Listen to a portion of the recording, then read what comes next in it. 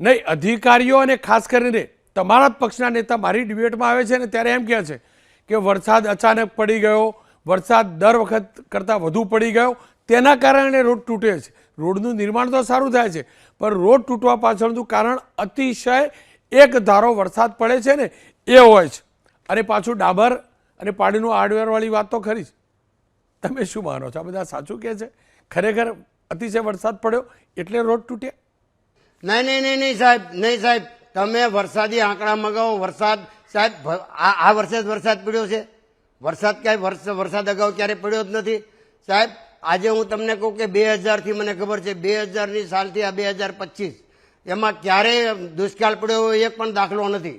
વરસાદ તો દર વર્ષે પડે છે. અમરેલીની અંદર 2015માં ફ્લડ આવ્યું, અમરેલીની અંદર 2021માં ફ્લડ આવ્યું, ત્યારે આવા રસ્તાઓ ખરાબ નહોતા થયા. એવી પરિસ્થિતિ આજે આ રસ્તાઓની છે. તમને તો ખ્યાલ છે 2015 અને 2021 બે વખત અમરેલીમાં ફ્લડ આવ્યું હતું, ત્યારે પણ આવી પરિસ્થિતિ નહોતી.